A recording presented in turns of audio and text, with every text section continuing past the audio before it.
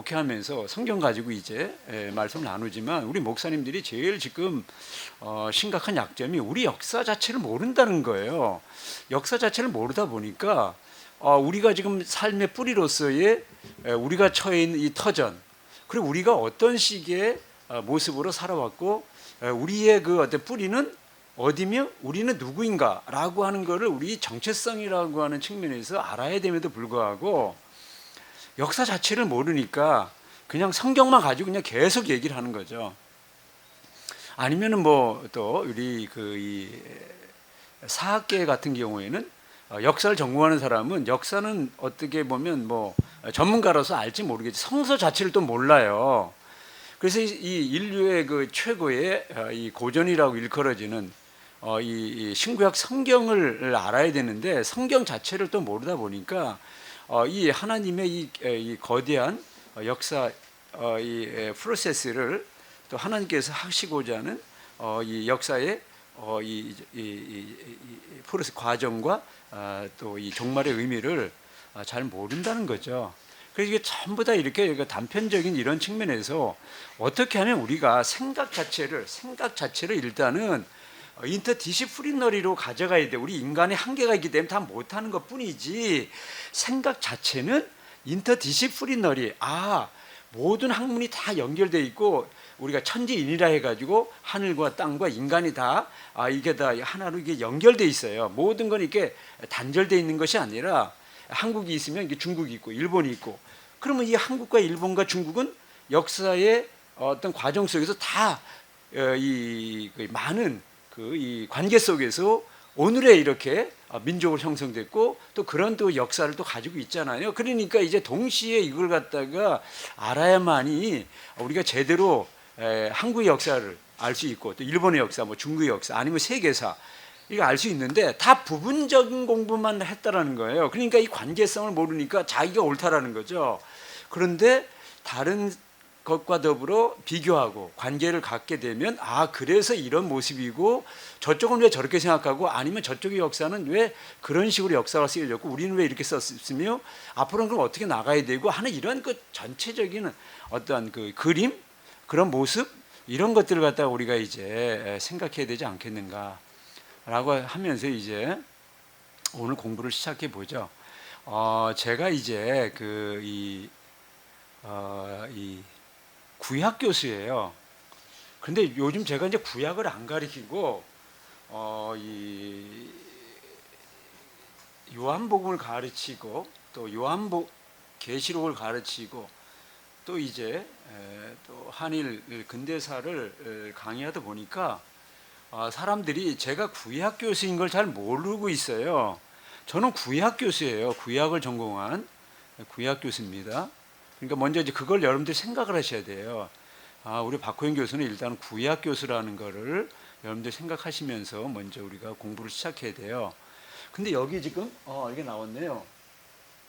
제가 이제 구약 교수로서 그 세 권의 책을 썼어요. 그게 뭐냐면 이제 이 창세기 주석, 출애굽기 주석, 에스겔 주석을 썼습니다. 그러니까 제가 이제 전공은 에스겔이 전공인데 이 구약의 가장 그 파운데이션, 베이직 이 되는 책은 하나님은 창조주 하나님, 그 창세기, 하나님 구속주 하나님, 출애굽기 이 두 권은 이 구약의 뿌리이지만 성경 전체의 또 뿌리가 되는 거예요. 그러니까 창세기와 출애굽기를 잘 알아야 돼요. 그걸 알아야 이제 우리가 성경을 안다.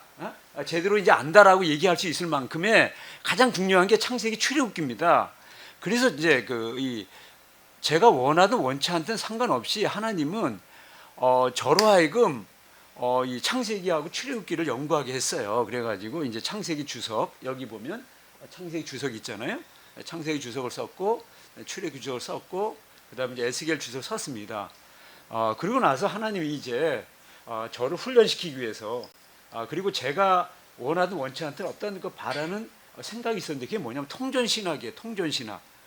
그 통전신학을 하도록 하기 위해서 하나님께서 저를 이제 어려움 속에 빠뜨렸습니다. 근데 어려움 속에 빠뜨리기 전에 먼저 제가 이 선교사로 이제 이제 가기로 했는데 그것은 지금 중고등학교 시절에 선교사님이 저를 공부시켜 줬어요. 미국 선교사. 그래서 일생 동안 제가 선교의 빛이 있어서 나이 50이 돼가지고 더 이상 미룰 수 없다. 이 지금 미루면 나는 이제 선교사는 갈 수 없다. 그래서 50에 이제 교수직을 내려놓고 이제 선교사를 가기로 했는데 그게 제대로 안 됐습니다. 안 돼가지고 이제 선교사도 못 가고 이제 사표를 먼저 썼다는 것 때문에 교수 잃게 됩니다. 그리고 나서 이제 요 옆에 있는 이 충북 제천에 있는 제 제자 그 선태영 목사라는 분이 있는데 거기에 이제 새생명 전원교회 40일간 기도하다가 하나님께서 요한복음을 이제 이제 하늘에서 주시는 거예요. 그래서 11장 25절. 그래서 나는 부활이요 생명이니 나를 믿는 자는 죽어도 살고 무릇 살아서 나를 믿는 영원히 죽지 아니하리라라고 하는 그 음성을 듣고 그때부터 제가 이제 요한복음을 연구하게 되었고 요한복음을 연구하면서 하나님께서 기존에 가지고 있던 제가 알고 있던 요한복음 하고는 전혀 다른 지금까지의 제가 공부했던 모든 것들을 전부 다 버렸습니다. 그리고 하나님께서 요한복음을 연구하면서 기도하면서 요한복음이 묵시문학서라는 거예요. 묵시문학이 뭐냐면 우리가 성경에 묵시문학 책이 두 권 있다. 이게 우리가 이제 상식적으로 하면 구약에 다니엘서가 있고 신약에 요한계시록이 있어요. 근데 바로 요한복음이 AD 90에서 100년 사이에 계시록이 쓰여졌는데 그거 똑같은 시절에 쓰여진 책이에요. 그렇다면 요한복음도 계시록과 똑같은 묵시문학이라고 하는 것을 깨달아야 됨에도 불구하고 아무도 그걸 갖다가 천착하지 못했다는 거죠. 근데 하나님께서 요한복음을 계시록과 똑같은 시절에 쓰는 방법, 그러니까 요한계시록 그냥 보면은 이거는 묵시문서라는 걸 알게. 이게 이제 박해 시대에 직접 이렇게 얘기하면 다치니까 자기 이름도 안 밝혀요. 그래서 그냥 요한이다. 이렇게 던져놓고 그 요한이라는 이름은 우리 쉽게 얘기하면 철수예요. 김철수, 이철수, 안철수, 최철수, 철수가 많잖아요. 그 중에 누군지는 몰라요. 요한이라는 이름을 툭 던져놓는 거죠. 그리고 이제 거기 숫자, 동물, 색깔, 환상, 천사 뭐 등등의 여러 가지 그 이미지, 상징을 통해 가지고 이제 글을 써놓죠. 그러니까 이거는 이거 박해 시대에 직접 말하면 다치니까 바벨론, 로마를 말하기 어려우니까 바벨론 이런 식으로 하는 것처럼. 근데 요한복음은 그것도 한 수 위에요. 뭐냐면 그렇게 말하는 것도 다 들키니까 숨기는 거야. 그걸 은폐라 그래. 은폐 기법을 써가지고 요한복음 자체가 전부 다 상징 코드로 돼 있어요. 그런데 이걸 더 은폐시키니까 몰랐어요 그동안요. 가령 이제 숫자 하면 요한복음에 나오는 모든 숫자는 전부 다 상징 코드예요. 근데 그걸 몰랐어요. 예를 들어서 2장에 나오는 사흘째 되던 날 갈릴리 가나에 혼이가 있어요. 그럼 사흘째 되던 날은 그게 사실 여부와 관계없이 3이라고 하는 숫자는 부활의 숫자입니다. 가령 이제 6항아리, 이제 요한복음 4장에 나오는 6 남편, 아니면 뭐 38년 된 병자, 아니면 무슨 뭐 1호 큰 목표 153 이런 모든 숫자, 요한복음이라는 모든 숫자는 전부 다 이게 코드예요. 유대인들이 가지고 있는 그 숫자에는 다 거기에는 가치가 있어요. 1, 2, 3, 4. 그래서 알렙, 베트, 김멜, 달레, 뭐 알파, 베타, 감마, 델타 이렇게 해가지고 그 헬라어도 그 숫자가 다 있어요. 그럼 숫자에 이제 수가 있잖아요. 그럼 이제 헬라어를 쓰고 히브리어 써가지고 그거 갖다가 수로 맞춰보면 뭐 888이라든가 뭐 777이라든가 뭐 이런 등등의 여러 가지 그 숫자를 가지고 얘기하는 게 있는데 요한복음 자체가 전부 숫자예요. 그런데 예를 들어서 사전이 있으면 숫자를 알 수 있어요. 예를 들어 갈릴리가 몇 번 나오는지 옛날에 몰랐어요. 그런데 이제 안병무 선생이 자기는 마가복음 한다 그래서 마가복음 열심히 연구했어. 근데 이 안병무 선생이 우리의 신학을 해야 된다. 그래서 제가 안병무 선생에 대해서는 그 신학에 동의는 않지만 두 가지는 제가 배웠습니다. 하나는 뭐냐면 진짜 우리의 신학을 해야 된다는 거예요. 그래서 민중신학 해야 된다. 이거는 굉장히 중요한 거죠. 남의 신학하는 게 아니라 우리의 신학을 해야 된다. 두 번째는 뭐냐? 삶의 자리가 있다라는 거예요. 삶의 자리에서 신학을 해야 된다는 거예요. 이 두 가지 우리가 배워야 되는데 아무튼 그가 이제 마가복음을 열심히 했는데 또 마가 끝나고 나서 더듬더듬 근데 내가 신학자로서 내가 말이야 그래 적어도 마가만 하면 되겠어? 그래도 민중신학자는 내가 요한복음을 연구해야 되겠다 했는데 죄송한 얘기지만 요한복음을 몰라요.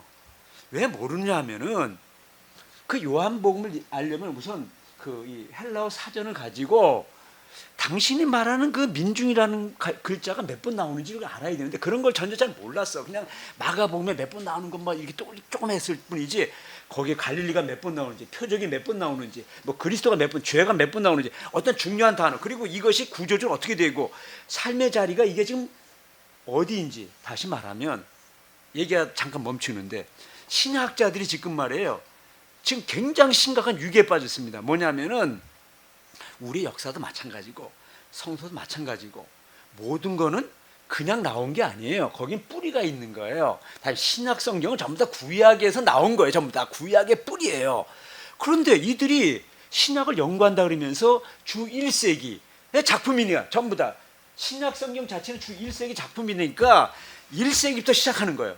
그러면서 베드로 공동체, 바울 공동체, 요한 공동체 내에서 이걸 갖다가 연구하려고 하니까 이게 아구리가 안 맞는 거라. 안 되는 거야. 그러니까 헤매고 있는데 제가 얘기하는 거예요. 그게 아니고 솔로몬 이후에 나라가 나눠져. 북왕국은 이스라엘이라 그리고 갈릴리 지형이고 남쪽은 유다라 그리고 거기는 예루살렘 성전이 있는 이들이 예수님까지 1000년 동안 내려옵니다. 1000년 동안 내려오는 사이에 북쪽 이스라엘이 가지고 있는 사고방식, 세계관과 남쪽 유다 사람들이 살아온 삶의 방식과 그 세계관은 다른 거예요.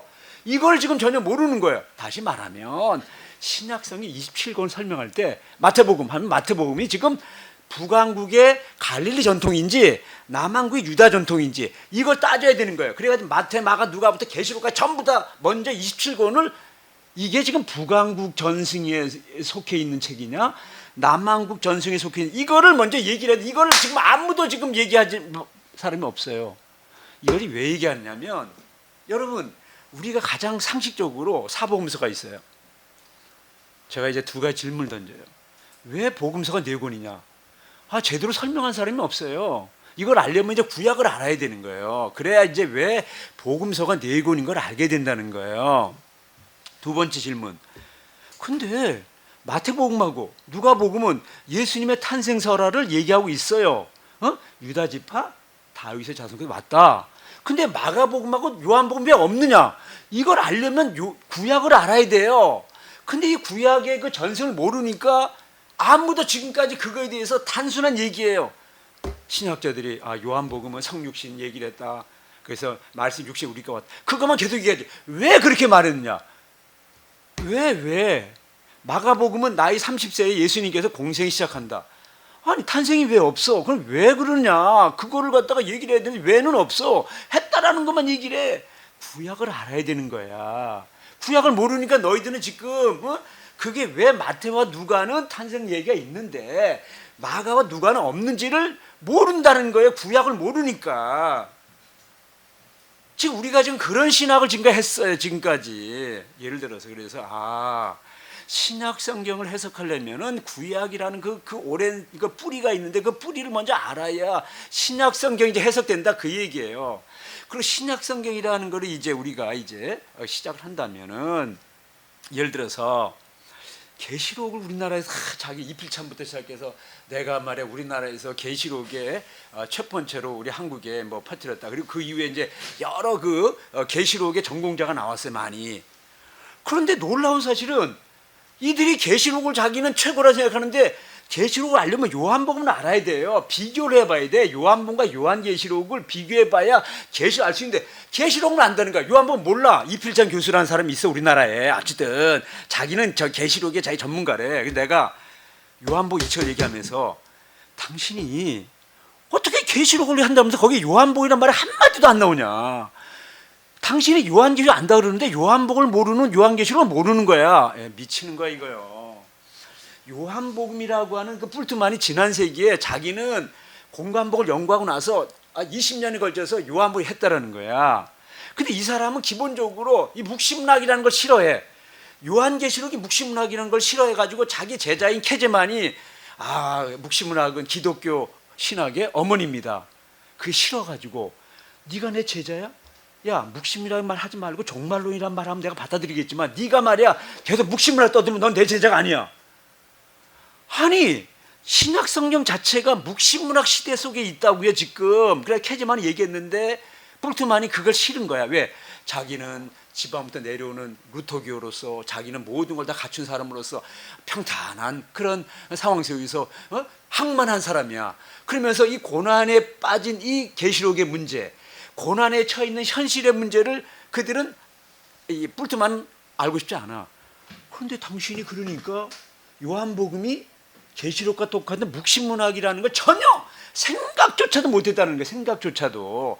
그래서 오히려 그냥 요한복음만 떠들고 앉지 계시록은 전혀 모르니까 요한복음을 알 수가 없다라는 거예요. 그걸 비교해 봐야 돼. 예를 들어 우리가 요한복음 알려면 공간복음을 알아야 돼요. 그 공간복음과 요한복음이 무슨 차이가 있는지 비교해 봐야 된다고요. 그래야 요한복음을 알 수 있어요. 마찬가지 요한복음을 알려면 계시록을 알아야 돼. 그걸 같이 비교해 봐야 안 되는 거야. 반대로 계시록 알려면 요한복음. 근데 전부 다 토막신화하는 거야. 그래 이쪽으로 아는데 나 정보 이거야. 나 이거 몰라도 돼. 모를수록 나는 이 정보를 더 잘해. 웃기지 말어. 그거는 모르는 거야. 그래서 제가 이제 하나님께서 2년 반 동안 제가 이제 교수 잃고 이제 쉽게 말해 실업자가 된 거예요. 그래 앉아가지고 이제 집에 가서 요한복음 연구하고 새벽마다 가서 이제 통곡하는 거예요. 하나님, 내가 내 이 귀한 교직을 내려놓고 내가 선교사로 가기로 했는데 선교사도 가지도 못할 뿐만 아니라 내가 지금 실업자가 됐어요. 가정적으로 우리 자녀들 볼 때 나 50 넘어가 내가 지금 뭐 하는 겁니까? 새벽에 나가서 맨날 통곡하는데 통곡이 하루 이틀이 아니에요.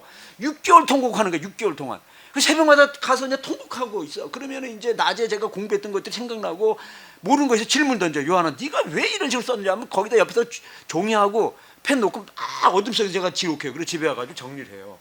그것이 2년 반이 되니까 하나님께서 이제 드디어 요한복음이 지금까지 요한복음 연구가 이게 제대로 안 됐구나. 뿔트만에 의한 요한복음을 그대로 갖고 와서 계속 전수해가지고 오늘 우리나라에서 요한복음을 가르치는 모든 학자들부터 시작해서 유럽에 있는 모든 학자들이 요한복음 제대로 못 봤다. 그래서 요한복음 재발견의 책이 이제 제가 이제 쓰게 돼요. 2년 반 만에. 그리고 하나님께서 중국 선교사로 6개월 동안 이제 예장 통합에 훈련을 받고 정식으로 이제 총회 파송으로 중국 선교사를 가게 됩니다. 그리고 거기서 5년 동안 칭다오에서 중국 청도에서 선교사 활동하면서 개척교회 하면서 밖에 나가서 이제 신학교 강의를 하면서 거기서 5년, 그래가지고 2년 반, 5년, 7년 반을 하니까 이제 요한복음에 관련된 천하제일지서 905쪽짜리 2012년, 지금 10년 전 얘기예요. 그때 책이 딱 나옵니다. 이제 요한복음이. 그러면 그 요한복음은 지금까지의 요한복음과는 전혀 다른 모습으로 나오는데 핵심은 요한복음은 묵신문학이다. 묵신문학으로서 이 지금까지 해석이 왜 이렇게 빗나갔는가를 얘기하기 위해서 앞에다가 이제 그거를 이제 일부 해석의 틀 해가지고 400여 페이지. 그리고 뒤에는 또 본문 주석에 400. 그래가지고 905쪽짜리의 천하제일지서 요한복음이라는 책이 나옵니다.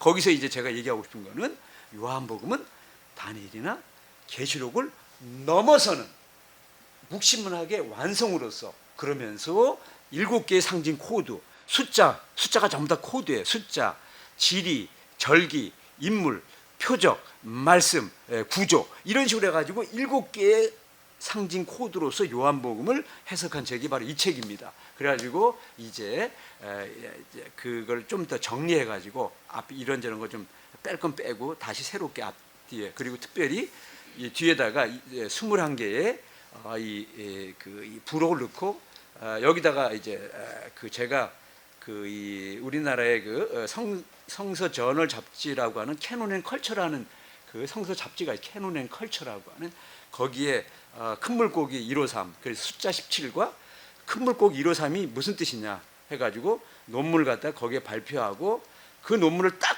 이제 여기다가 실음으로써 이제 이 책을 바로 2018년도에 제가 중국에서 10년을 마치고 다시 대전신대를 다시 돌아와가지고 교수하면서 이제 요 논문 여기 숫자 17과 큰 물고기 153 표적을 실어가지고 바로 이거 출판해. 그래서 2019년에 이 책이 나오게 됩니다. 그래서 이게 1056쪽짜리 요한복음이 나오고 그러고 나서 이제 또 가만히 있었더니 제 옆에 친구 하나가 있어요. 저기 그리스도 신대, K시대, 요즘 강서대학교 이름 계속 바뀌는데 박신배 교수라는 그 친구가 우리 박 목사님은 그동안에 요한복음에 관한 것도 여러 권의 책을 썼으니까 요한계시록도 박 써야 된다고. 그런 얘기 하지만 나는 진짜 우리 와이프가 책 쓰면 이혼하겠다 난리를 쳐가지고 내가 지금까지 여기 이제 버티고 있었는데 이제 더 쓰면 이제 이혼한다고. 그런데 아이고 내가 뭐 이혼하더라도 책 써야지 해가지고 다시 책을 요한계시록 쓰는데, 요한계시록 이 책을 사람들이 깜짝 놀래. 이게 10개월 만에 쓴 책이에요. 이게 920쪽인데 평생 요한계시록 연구해도 쉽지 않은 책을 어떻게 10개월 만에 다 썼느냐. 쉬워요. 뭐냐면 요한복음 딱 갖다 놓고 요한계시록 갖다 놓고 비교하면 끝나는 거예요. 그래 이제 비교하는 거예요. 그래가지고 뭐냐, 이 저자 문제를 다루는데, 저자 문제를 알려면 전승을 알아야 돼. 이게 북왕국의 남왕국이 할 때 요한복음은 예수님의 제자인 사도 요한의 북왕국 전통이에요. 철저히. 그리고 요한계시록 철저히 남왕국 전통이라는 거. 그래서 저자가 다르다라는 걸 얘기하면서 이제 문체가 다르고 숫자가 다르고 구조가 다르고 구약 인용이 다르고, 특별히 요한복음은 사도 요한은 어부기 때문에 그는 공부한 사람이 아니에요. 예수님에게 받은 모든 걸 가지고 성령의 그 강림 사건과 그동안 있었던 모든 것을 정리해 놓은 책이고, 요한계시록은 학자입니다. 대학자인데 어떤 학자냐, 구약을 한 구절도 직접 인용을 하지 않습니다.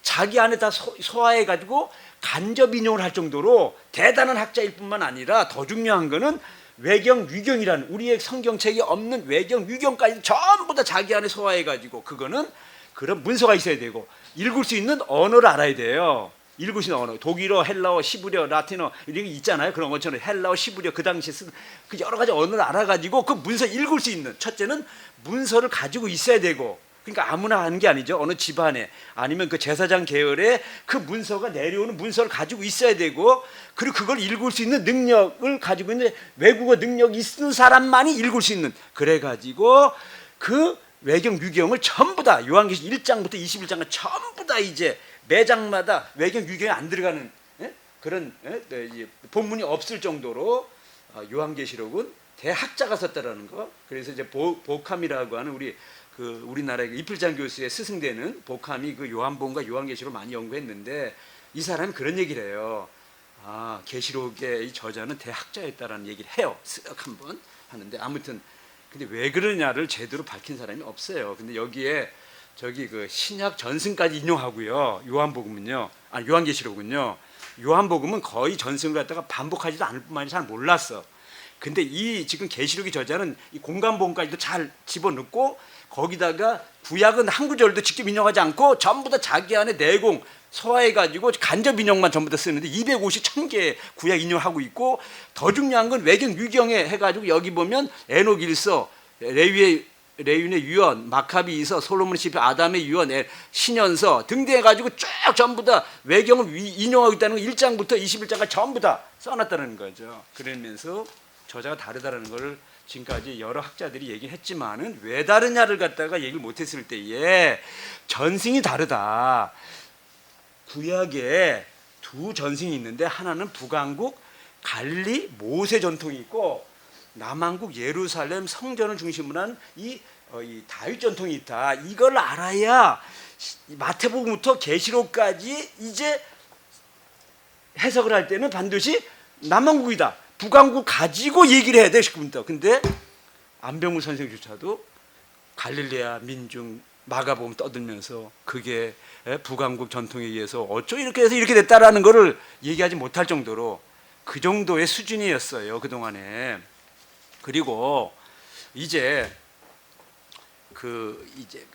그래서 이제 제가 이 창세기, 출애굽기, 에스겔, 요한복음, 요한계시록 5권의 주석서라 할까요? 하여튼 그 5권 썼어요. 일단은 쓰고 나서 이제 제가 이제 작년 2월에 은퇴했는데, 은퇴하기 바로 1년 전에 딱 요한계시록 끝나고 났더니 하나님께서 저에게 말씀하시는 거예요. 네가 있잖아, 그 80년도 광주 민주항쟁 때에 네가 충격받아 가지고 그 역사에 대한 연구를 시작하지 않았냐. 그러면서 네가 얘기한 게 있잖아.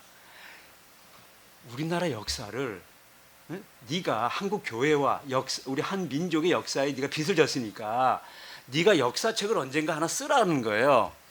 근데 40년이 지났는데 그걸 잊고 있다가 그때 이제 번뜩 제가 떠오르는 거야. 내가 그때 우리나라 역사와 한국 교회에 내가 빚을 졌는데 그러면 내가 지금 은퇴 1년 앞두고 내가 이거를 해야 되겠다. 그러면서 이제 그 성서신학을 넘어선 코리아닉스라 해가지고 한국학을 하는 게 나의 모든 이제 마지막 학문의 끝인데, 그러면 내가 이제 한국에 관해서 이 책을 써야 되는데, 그때 어간에 제가 이제 이런 생각을 했어요. 2018년도에 제가 딱 이제 중국을 딱 나왔어요. 2월 달에 딱 나오자마자 신비 정부가 갑자기 선교사들을 추방하는 거예요. 그러니까 제가 막 예언을 한 것처럼 알고 있었던 것처럼 딱 나와가 저는 대주신대 교수로 다시 복직을 했고, 많은 우리 그 선교사들은 전부 다 쫓겨나는 거예요. 전부 추방당하는 거예요. 그 어간에 제가 느낀 게 있어요. 뭐냐면 선교 역사가 바뀌는구나. 그동안은 선교 역사가 예루살렘 시작해가 이렇게 해가지고 이렇게 한 바퀴 돌아가지고 이제 태평양 건너가 한국에 와, 한국이 이제 중국으로 가고 이렇게 했는데 서쪽으로. 그래서 그거다가 만절필서다. 이 황하강은 만 번 꺾여도 동쪽으로 흘러간다. 동쪽으로. 근데 기독교 복음은 서쪽으로 갔다는 한 바퀴. 근데 시진핑 정부가 하나님의 뜻 가운데 그는 그런 걸 원하지 않았지만 박해를 통해서 이제 복음이 서쪽으로 가는 거다. 아니다. 동쪽으로 간다. 그래서 일본부터 해가 태평양은 미국으로 해가지고 다시 거꾸로 이제 한 바퀴 돌 것이다. 그래서 일본 선교를 해야 된다. 하는 게 저에게 이제 계시 비탄을 주셨어요. 그래가지고 내가 지금 일본 선교를 한다 내가. 그러면은 우리 역사, 일본 역사를 알아야 되겠다. 그래가지고 우리 한국과 일본 역사를 갖다가 이제 시작을 하면서 이제 그 한 권의 책을 먼저 썼어요. 우리 아빠가 아들에게 들려주는 한일 근대사라는 책을 썼는데, 거기에는 이제 각주가 없는 880쪽짜리를 제가 6개월 만에 책을 썼습니다. 그러고 나서 이제 그 책을 보니까 너무나 빨리 쓰느라고 뭐 이 오자 탈자도 많을 뿐만 아니라 내가 이 책을 좀 더 다듬어서 써야 되겠다 해가지고 이제 그러고 있는 어간에 그 동현이라고 하는 출판사가 있어요. 그 사장 김영호라는 사장이 연세대학교 신과를 나왔어요. 근데 그 친구가 그러는 거예요. 왜 교수님은 맨날 책을 갖다 쿰난에만 내냐는 거야. 쿰난 출판. 자기한테도 원고 달라는 거예요. 그래서 그냥 그래 봅시다. 근데 말이 씨가 된다고 그래 봅시다 해놓고 나서 내가 그 마음에 이제 부담이 있는 거야. 근데 제 아들이 이제 그해 10월에 이제 결혼을 했어요. 근데 이 친구가 이제 결혼식에 온 거야. 그래 거기서 만나서 얘기하다가 그러는 거예요. 이제 뭐냐면은 내가 이제 은퇴가 이제 10월이니까 이제 내 2월이면 이제 4개월밖에 남지 않았는데 내가 책을 내고 싶다. 그런데 맨날 이 쿰나는 책을 내면은 1000권을 찍어가지고 500권을 사라는 거예요. 예를 들어서 4만 원짜리면 2만 원에 사는데 500권을 사면 내가 1000만 원을 줘야 되는 거예요. 근데 그 짓을 제가 지금까지 한 거예요. 지금까지 제가. 근데 이 코로나 상황에서 내가 그렇게 돈이 있지도 않아요. 그러니 어떻게 하면 좋겠느냐 해가지고 이 친구한테 내가 3가지 제안을 했어. 첫째, 500권만 찍는데 내가 100권만 사겠다. 그리고 100권을 내가 더 팔아주는 식으로 하자. 그리고 두 번째는 내가 내일 2월에 졸업하는데 은퇴를 하는데 그 이전에 이 책이 나와야 된다. 그러면서 이걸 갖다가 출판 기념회를 출판 감사예배를 하려면 그때 나와야 된다. 그랬더니 이 친구가 이제 뭐라고 얘기했냐면 교수님 좋습니다. 그런데 우선 제목을 바꿔야 된다는 거야. 새 책을 내면 제목을 바꿔야 되고 가장 중요한 건 뭐냐면은 각주를 붙여야 된다는 거야. 각주를 붙인다라고 하는 거는 지금 내가 알고는 있지만은 그거 갖다가 이제 모든 책을 다 뒤져가지고 몇 페이지 전부 다 그걸 써야 되는 거야. 이거는 쉬운 게 아니야. 만약에 내가 하고 싶은 얘기 있는데 이거 갖다 책을 찾지 못하면 이거 끊고 알아야 되는데 각주를 붙여야 된다는 거야. 학문적인 책으로 뭐 하였구나, 하였지 뭐 이런 걸 하지 말고 하였다, 했다, 한다 이런 식으로 그 서술형으로 써달라는 거예요. 대화책 아니라. 그 3가지 요구해. 좋다. 내가 할 테니까 분명한 거는 내년 2월 20일까지 이 책이 나와야 되니까 지금부터 100일밖에 안 남는데 100일 동안 내가 할 테니까 당신은 책임지고 내가 원고를 주면은 반드시 내가 한 달 전에 줄 거다. 그럼 당신은 한 달 동안에 이 책을 내야 된다. 그리고 2월 22일 날 2022년 2월 22일 날 출판 감사예배를 드릴 거니까 한 주 전에 나와야 된다. 그래가지고 약속을 했습니다. 그리고 내가 100권만 산다. 그리고 100권 내가 다시 팔아준다. 200권 하는 걸 하고. 그러니까 돈이 없으니까 이제 내가 쿰난에 안 하기로 한 거예요. 그리고 쿰난에 내가 좀 기분 나쁜 일이 있어. 그래가지고 그럼 난 안 하고 이 친구 이제 하기로 했으니까 됐다 하고 이제 그 100일 동안요 제가 이 읽었던 책을 다 뒤져가지고 다시 쓴 게 제목을 바꿔가지고 이제 그 처음에는 조선의 최후 하나님의 최선이었어요. 근데 그 제목을 바꿔가지고 하나님의 시나리오 조선의 최후 해가지고 이 조선의 최후라는 이 책은 뭐냐면은 아편 전쟁부터 해방까지 1840년, 1945년 이게 105년이에요. 105년. 105년의 역사가 35년? 35년? 35년. 그 더하면 105년이에요. 숫자 맞는지 생각해 보세요. 35년 세기하면 105년 맞는지 모르겠지만 35년, 35년, 35년 해가지고 그 일본 역사, 한국 역사, 일본 역사, 한국 역사, 이렇게 해가지고 35년 단위로 하나님이 정확하게 시나리오를 당신이 써가지고 시나리오 따라서 한국, 일본, 중국, 러시아, 미국이 거기서 이제 배역을 해가지고 이걸 해가는 거예요. 우리나라 역사를 써가는 거예요. 그걸 쓴 책이에요, 이게. 각주가 1520개가 있어요, 각주가. 1520개가 있는. 예, 작은 여기 참고 문헌이 이렇게 작은 글씨로 16페이지로 방대한 책입니다. 이 책을 냈어요. 우선 그 동현의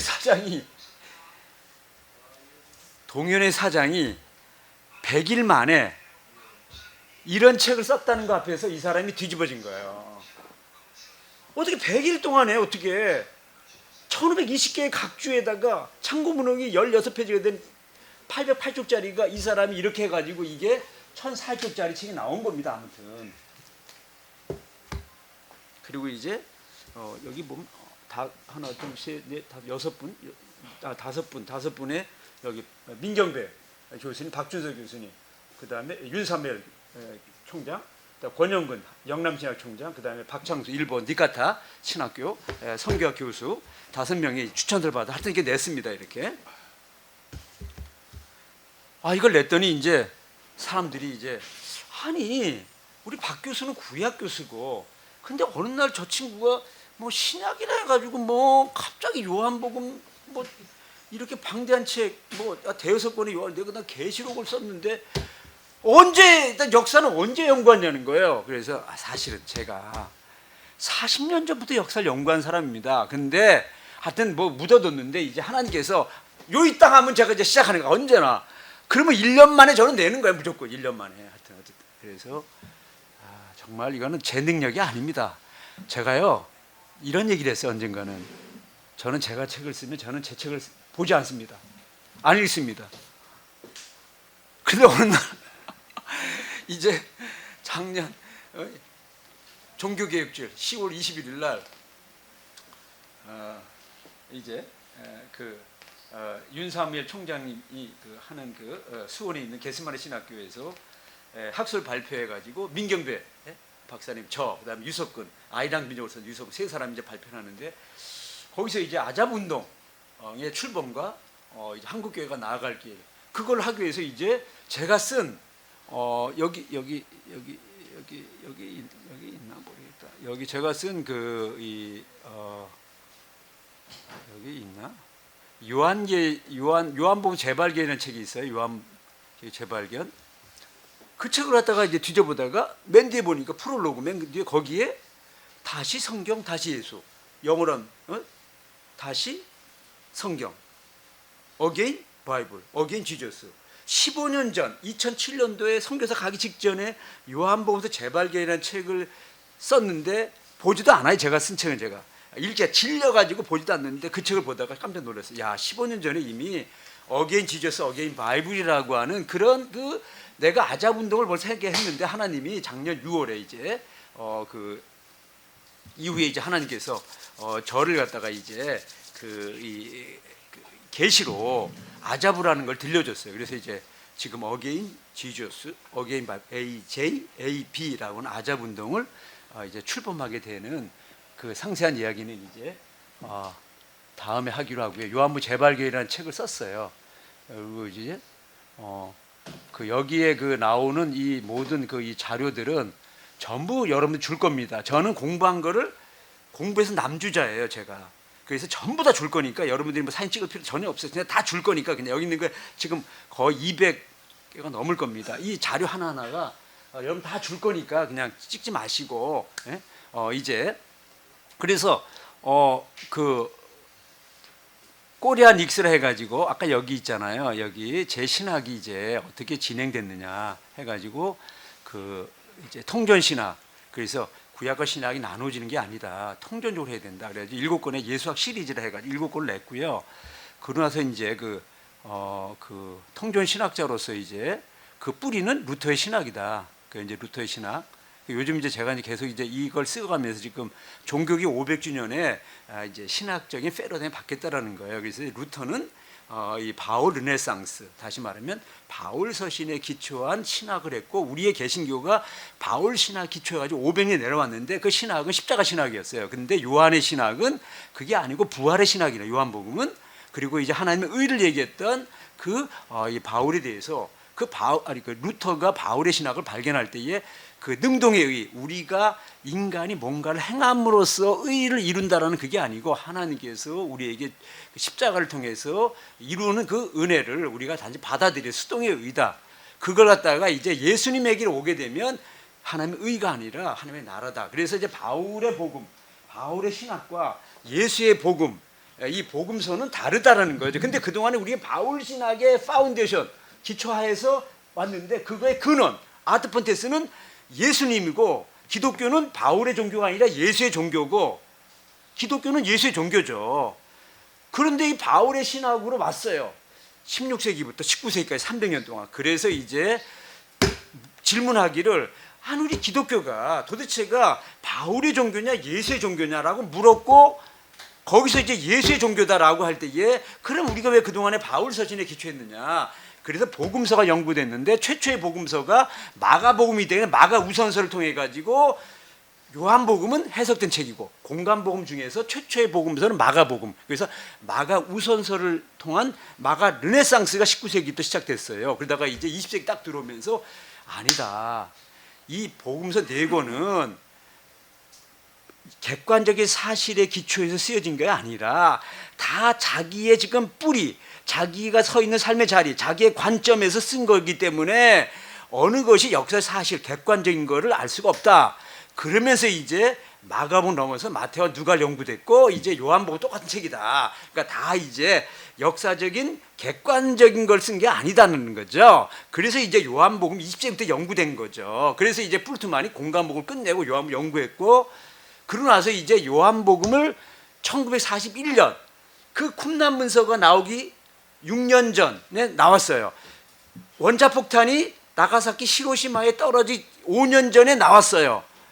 쿰란 문서, 원자폭탄이 투과되기 전에 나온 이 책은 묵시문학적 상황이라는, 원자폭탄이 떨어지면서 인류의 종말이 왔다라고 생각 앞에서 이제 사람들이 다 놀래버려가지고 종말 하면서 이제 다니엘서와 요한계시록이 1950년 이후에 본격적으로 전 세계 신학적으로, 그 이전에는 토라, 오경, 아니면 예언서를 강조하다가, 아니면 뭐 시편연과 이렇게 하다가 1950년 이후부터 묵시문학이 본격적으로 이제 연구되기 시작한 거예요.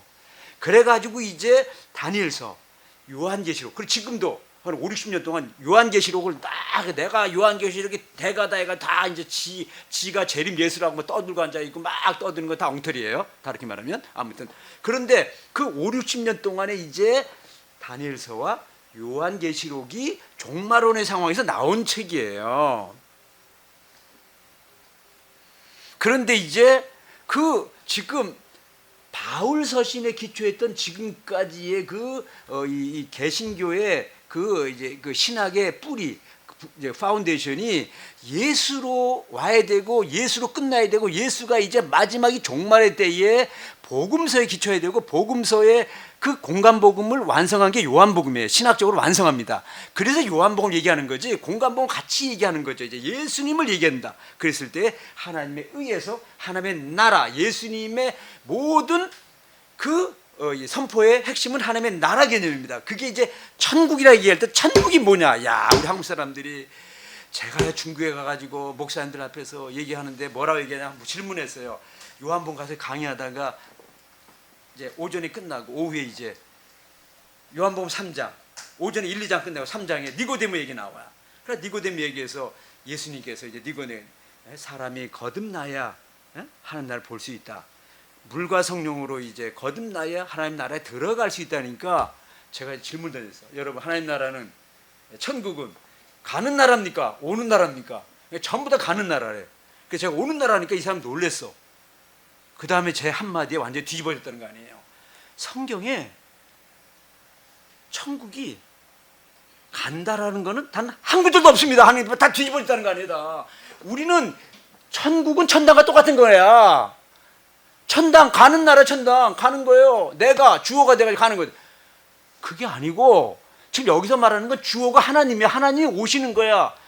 성령이 오셨네. 성령도 오시는 거고 예수님도 때가 참 하나님 나라 가까이 왔다 그리고 하나님이 오셔서 그게 은혜 개념이고 인간이 행하는 걸 율법이라는 거예요. 인간이 행해서 가는 거 그 천당이죠. 천국은 오는 거예요. 왕이 되어서 와서 그 앞에서 네가 지금 왕 삼았던 걸 전부 다 내려놔라. 못 내려놓습니다. 나는 지금 재물이 내 왕입니다. 그러면 슬퍼하면서 가는 거. 그게 부자 청년 이야기고 성전을 왕으로 삼는 사람에게 대지상들이죠. 사두개파죠.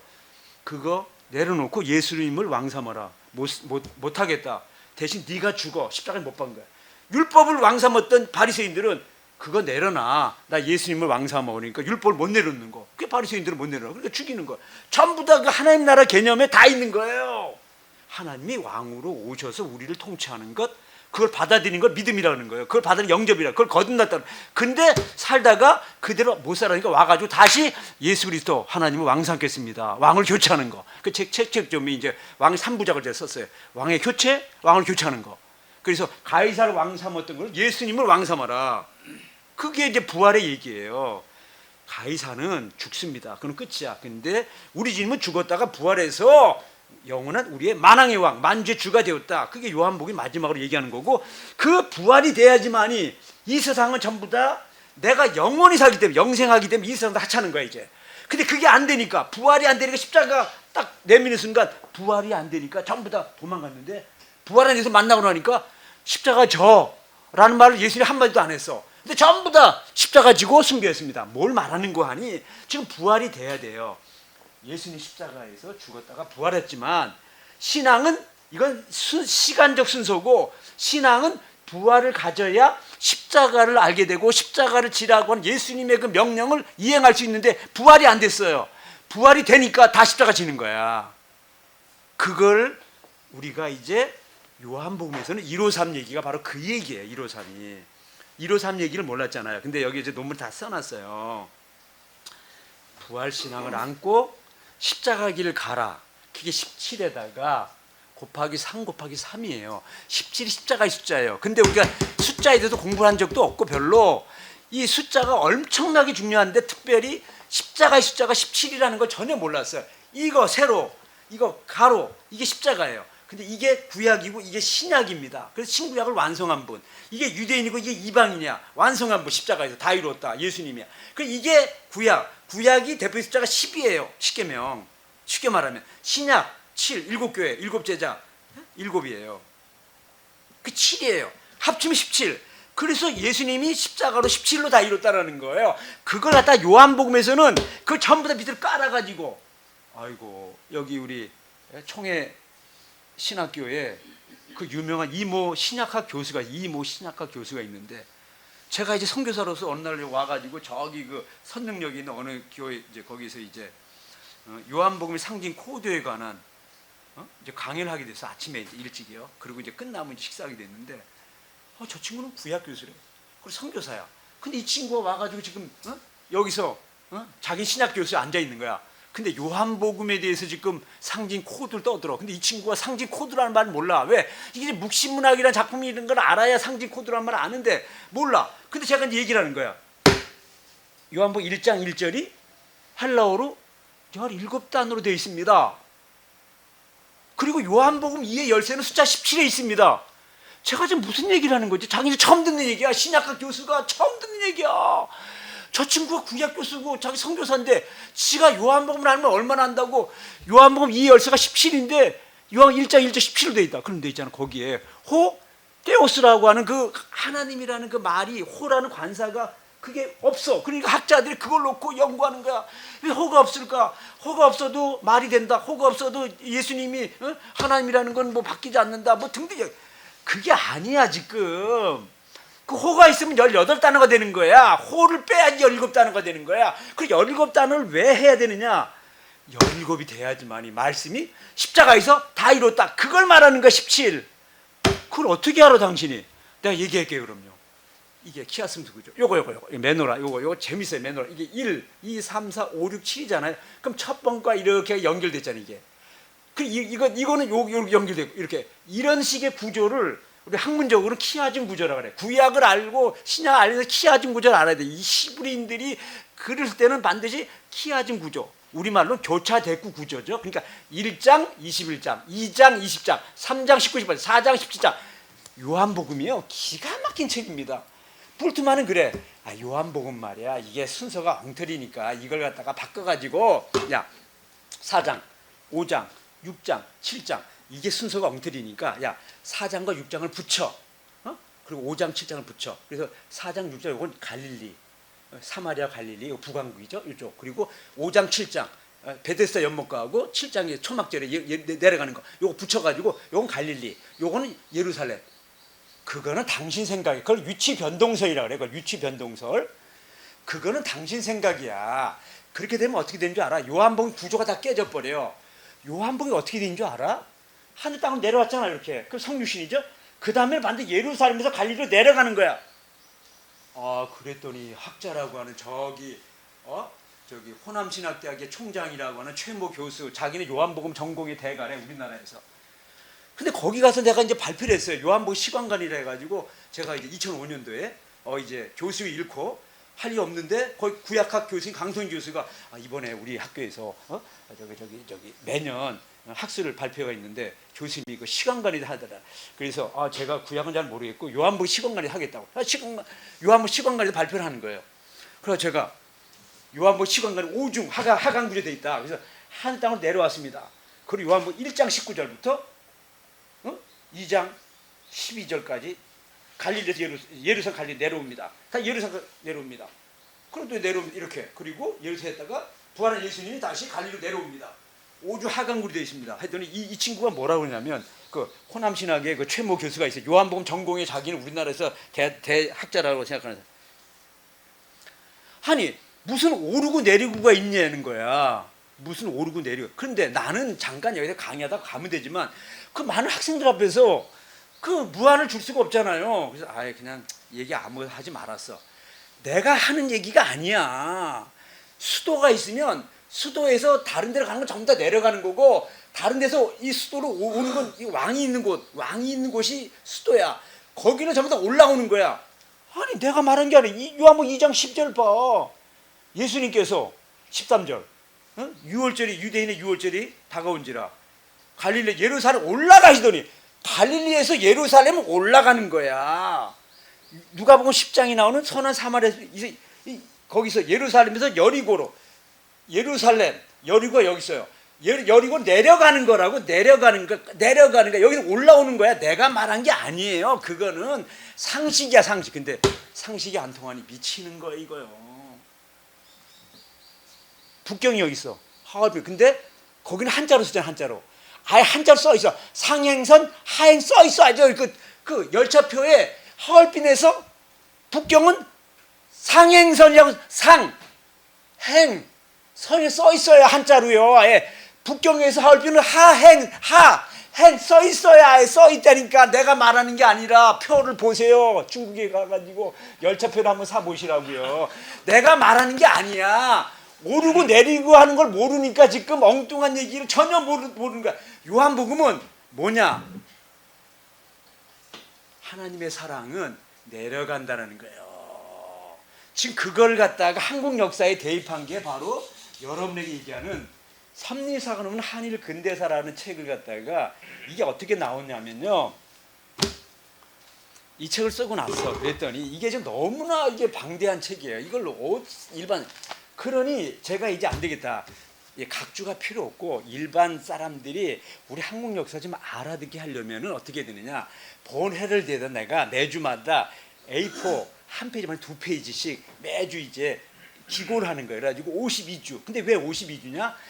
느헤미야가 성벽 공사를 52일에 마치니라 하니까 52에 맞춘 거예요. 그래서 52주 딱 해가지고 하여튼 모든 건 다 숫자입니다. 모든 건 숫자예요. 그 50이 딱 맞춰가지고 그거다 올해 3월에 딱 끝나서 그래서 4월부터 작업해가지고 5월 초에 이제 이 책이 이제 나오게 되는 거예요. 이게요. 근데 요거는 한일근대사 아편 전쟁부터 해방까지 요거만 썼는데 요런 그 하나님의 시나리오처럼 된 요 우리나라 역사가 요렇게 된 거는 그 앞에 뿌리 역사가 어떻게 왔길래 요런 모습 됐을까 해서 그 앞에까지 쓰면서 뭐 선조 임진왜란부터 해가지고 뭐 인조 때 그 병자호란부터 해가지고 쭉 해가지고 이제 여기 오고 그리고 이제 해방 이후를 안 쓰려고 그랬어요. 왜냐면 우리나라는요 무슨 말을 하려면 이념에 속해가지고 좌판이 우판 해가지고 자기네 이 머릿속에 가지고 있는 이 좌우로 나누어진 이 지금 이데올로기 갈등 속에서 내가 무슨 말을 한들 이 사람들이 전부 다 오해를 해. 나는 좌파도 아니고 우파도 아니다. 그래서 제가 얘기하는 나는 초파인데, 예? 근데 나는 뭐냐? 예수파 복음당이야. 나는 예수파. 나는 예수파 복음당이야. 그래서 좌파도 아니고 우파도 아니야. 나는 오직 예수님의 관점. 오직 나는 복음의 관점에서 쓴 거지. 나는 어느 파도 들어가지. 그러니까 내가 왕따 당하는 거야. 좌파에서도 싫어하고 우파에서도 다 싫어해 내가. 나를 싫어하는 거죠. 그래서 이제 안 쓰려다가 그래도 교수님이 그래도 그거 써야 되지 않겠냐 해가지고 제가 두 꼭지 이승만과 하나님의 섬 내가 이승만 정권 15년 그리고 또 1960년 이후에 또 박정희 정권 해가지고 20년 1979년에 그가 이제 그 김재규에서 시해를 당하는 거기까지 써가지고 이제 책을 이렇게 내게 됐어요. 그러면 여기에는 이제 우리 민족의 역사가 어떻게 전개되느냐? 그게 이제 오늘 2부에 이제 시작하고 오늘은 이제 우리 성서 이제 제가 성서 학자로서 이 신구약은 나눠지지 않는 한 권의 책으로 동시에 이게 얘기돼야지만이 얘기될 수 있다. 이제 그러면서 이제 가령 이제 신약에 이 가지고 구약도 해석해야 되는 거죠. 예? 구약에서 넘어와서 신약을 해석해야 되는 것처럼. 그래서 예를 들어서 이제 한 가지만 여기서 얘기를 이제 하고 전반 강의 마치려고 하는데 이 지금 예수님을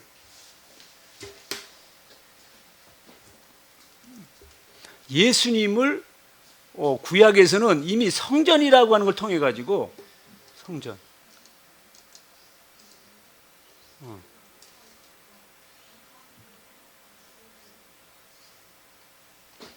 그래서 이제 성전이 이렇게 돼 있어요.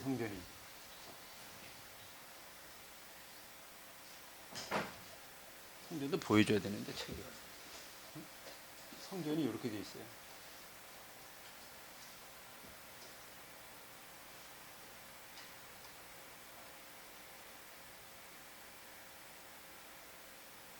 자 이제 보세요. 성전이 7개의 기구가 있어요. 먼저 여기 성막문이 있고 번제단이 있고 물두멍이 있어요. 이게 뜰이에요. 이게 뜰이야. 그리고 이게 여기가 이제 성소예요.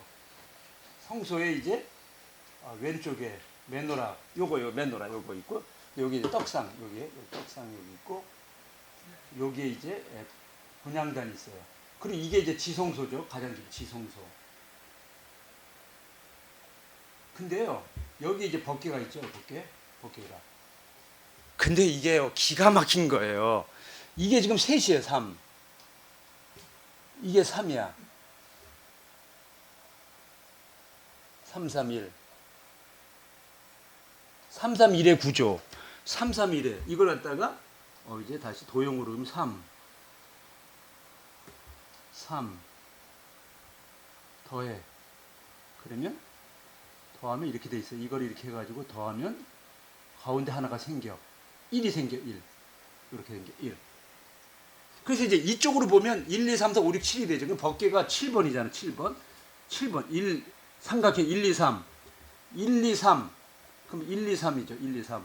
여기 1, 2, 3. 이렇게. 이게 4, 5, 6 이게 4야. 항상 맨로라가 4고 가운데 정가운데 5, 6, 7이에요. 법계가. 그럼 7이죠 이게. 근데 이쪽으로 보면 이쪽 거꾸로 여기서 보니까 그렇지 이쪽이 보니까 그렇죠. 동에서로 가는 이게 동이야. 여기가 동이에요. 여기가 서예요. 성전, 성막. 그럼 이쪽에서 보면 이게 1번이에요. 7은 1과 같은 거 언제나.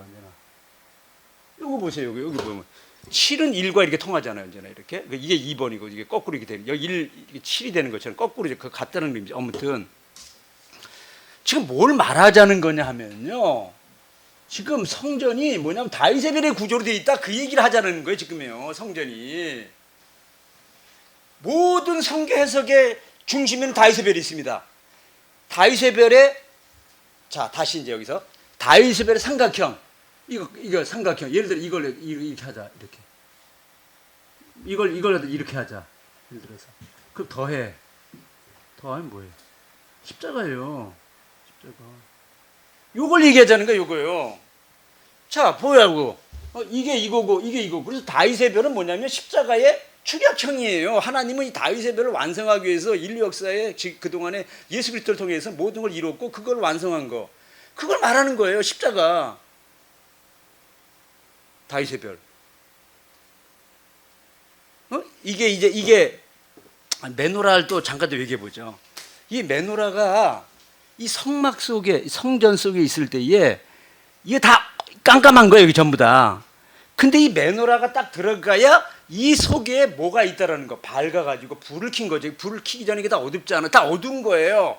근데 메노라가 딱 들어감으로써 이 지금 성막에 뭐가 있다는 걸 알게 되는 거죠. 뭐가 있다라는 거를 이게 그만큼 중요한 거예요. 이게 이걸 갖다 이방의 빛이라 그랬어요. 그 요한복음에는 1장 그 이제 3절 이하의 4절부터 그 안에 빛이 있으니 그 빛은 사람들 생명의 빛이다. 그 안에 생명이 있어 이 생명은 사람 빛이다 해가지고 빛이 7번 나와요. 정확하게 메노라의 빛이에요. 그래서 어두운 세상에 예수라는 이 메노라로 상징되는 예수가 딱 들어감으로써 이 어두운 세상이 밝아졌다. 이 얘기를 하는 거예요. 이게 없는 순간 어두운 거죠. 그런데 요거는 항상 1, 2, 3, 4를 강조되는 가운데 강조되는 그리고 다윗의 별은 항상 양쪽 끝을 강조되는 1과 7은 같은 의미를 가지니까 끝을 강조되는 그래서 요한복음 북왕전통은 다윗의 별을 싫어합니다. 기본적으로. 그래서 별이라는 걸 안 써요. 그리고 메노라의 관점에서 그리고 구조도 다 메노라의 구조예요. 북왕국에. 근데 계시록은 전부 다 남왕국이기 때문에 다윗의 별의 전통이고 구조 자체도 다윗의 별. 근데 말이에요. 제가 여기다가 요한계시록 하면서 수십 명의 우리 한국뿐만 아니라 세계 그 계시록에서 자기들이 전부 다 전공했던 사람들이 전부 다 그 요한계시록 구조해가지고 써놓은 사람들을 내가 다 했었어. 이렇게 해가지고 무려 20개 이상을 가져서 했어. 일부러. 근데 니들이잖아. 이게 지금 남한국인지 북한국이 알면은 요한계시록 22장이잖아. 거기다 집어넣기만 하면 되는 거야. 여기다가 다 그냥. 근데 그걸 내가 다윗의 별 생각 안 하니까 머리로 짜매가지고 이거를 쓰려니까 니들이 엉뚱한 얘기만 하고 있는 거야. 그러면서 뭐냐 가운데를 강조해? 그거는 다윗의 별이 아니라 그 메노라의 구조야. 메노라 구조는 가운데를 강조하는 구조고 요한복음 같은 경우 21장, 11장 딱 11장 강조하는 거야. 나세 소생 사건, 부활 딱 얘기하는 거야. 지금 1장 서론, 21장 결론 빼고 2장부터 20장까지 하면 20장 부활장, 2장 부활장. 2장이 왜 부활장이에요? 어제 제가 설교했어요. 어느 교회 가가지고 가나 혼인잔치. 이게 왜 부활장이냐? 이게 키아스부터 구조.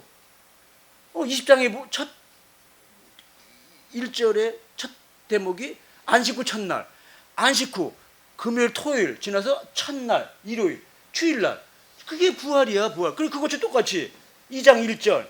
모든 숫자는 전부 다 코드예요. 그래서 셋째 사흘째 되던 날 갈릴리 가나에 혼례가 있어 예수의 어머니도 거기 계시고 사흘째 되던 날 부활. 그 부활장이에요. 부활로 되어 있다는 부활. 요한복음은 시작도 부활, 가운데도 부활, 끝도 부활. 그래서 부활의 구조로 되어 있고 그 안에는 또 십자가로 되어 있다고 또 2장 다음에 3장은 십자가장. 십자가장이 어떻게 알아요? 모세가 광야에 뱀을 든 것 같이 나도 들려한다. 3장 14절. 그 하나님의 사랑이 십자가를 통해서 우리에게 죄를 사해줬던 하나님의 은혜와 사랑 그걸 얘기하는 거다. 11장 앞에 10장 거기 선한 응? 목자에게 목자가 양을 바친다. 번제단. 그래서 십자가장이고 12장. 예수님이 이제 예를 들어서 입성하면서 난 하나를 미리 되겠다. 십자가장이고 20장 부활장 앞에 18, 19장 십자가장. 20장 이후에 21장. 네가 말이야 부활을 체험했어?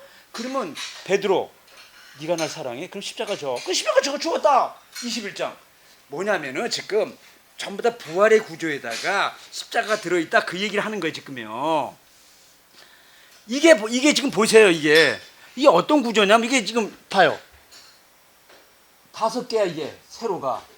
이 생각나잖아. 오이가 뭐예요? 오병이어죠. 오병이어. 오이는 곱하면 10이 되고 오이는 더하면 7이 되고 합치면 17. 그 십자가 숫자 17이라는 거예요. 지금 말이에요. 지금 이 성전은 그 자체가 정확하게 십자가예요. 제가 지금 십자가를 뭐 그리고 안 그리도 없어. 이게 지금 이거하고 이거잖아요. 지금요. 정확하게. 이게 10이에요. 이게 2예요. 이거 구약, 이게 신약. 그래서 5 곱하기 2는 10이 되고 5 더하기면 7이 되는 거예요. 이게 지금 딱 완전수예요. 이게 여러분이 수학을 알아야 돼요. 하나님이 이 다섯에다 모세오경이잖아요. 이게 모세오경 다섯에 다섯하면 10이 되잖아요. 이 10이라는 게 이게 구약의 십계명에서 이게 사람의 손 10개를 가지고 얘기한 거라고요. 이게. 그리고 신약이라고 하는 건 뭐냐면은 이 3이라는 하나님의 숫자에다가 4라고 하는 땅의 숫자를 더해가 7이라는 숫자로 신약 성경 7교회 7제자 표적 등등 이렇게 7이라고 하는 걸 신약을 이렇게 대표적인 숫자로 해가지고 10과 7을 이미 전부 다 자기 안에다 감춰놨어요. 그런데 이게 지금 놀라운 거는 뭐냐면은 17이라고 하는 게 십자가 숫자라고 하는 거를 아무도 부활은 3이라는 걸 다 알아. 예수님께서 3일 만에 부활하셨다. 그럼 십자가는 숫자로 몇입니까? 왜 학자들이 그걸 얘기하지 않느냐라는 거예요. 그거를 아무도. 그래서 나는요 무조건 떠들고 보는 거야. 나는요 떠들어. 십자가 숫자 17입니다. 자 보세요. 요한복음 2의 열쇠가 17입니다. 당신이 지금 요한복음 1장 1절이 왜 헬라어로 17단어로 되는 줄 아세요? 거기 호 테오스 하면 엔 아르케 엔 호 로고스 카이 호 로고스 프로스 톤 테오스 카이 호 테오스 할 때 호가 빠지고 테오스 엔 호 로고스 17단어로 되어 있는데 호가 들은 18단어가 되는 거예요. 호가 없어. 왜 없느냐? 학자들이 머리 뒤집어 쓰고 고민할 거 없어. 그게 17에 맞추려고 하는 거야. 네가 어떻게 알아? 어떻게 알아? 1장 1절 21장 1절이 키웠으면 되니까 21장 1절을 헬라어로 몇 단어 세봐. 21단어로 돼 있다고. 1장 1절이 17단어로 돼 있는 것처럼 21장 1절도 17단어로 돼 있어요. 다른 데는 17이 나오질 않아. 그거는 의도적으로 쓰지 않으면 17이 나올 수가 없어. 17이라는 게. 계시록 1장 1절 헬라어로 몇 단어인지 당신 한번 세봤어? 근데 당신이 왜 1장 1절을 세봐야 돼? 1장 1절이 중요한 거야. 지금 말이에요. 구약에서 제가 깨달은 게 뭐냐면 모세 오경을 명을 쓸 때 첫 절의 첫 단어 내지는 그게 가장 중요한 단어. 그래서 베레시트 바라 엘로시만 베레시트라고 하는 태초에 그게 창세기 책명이야. 출애굽기는 쉐모트 이름들 쉐모트 와이크라 레위기 민수기 베미드바르 광야에서 신명기 모세의 말씀이다. 핫데바림 해가지고 첫 절을 중요시 여기고 그 첫 절에서 책 이름을 쌌다. 그거 가지고 네가 말이야 그 요한복음의 첫 절 계시록의 첫 절 이게 묵시문학이기 때문에 자기가 하고 싶은 얘기를 첫 절에 담아놓는 거야. 첫 절을 알아야 되는 거야. 그리고 모든 그 유대인들은 7 표적할 때 표적의 첫 표적이 중요한 거야. 무수히 많은 표적 가운데 7개를 뽑아. 중요한 거는 어떻게 배열할까 하다가 간의 혼인 자체를 맨 앞에 놓자. 7교회가 있어 계시록에.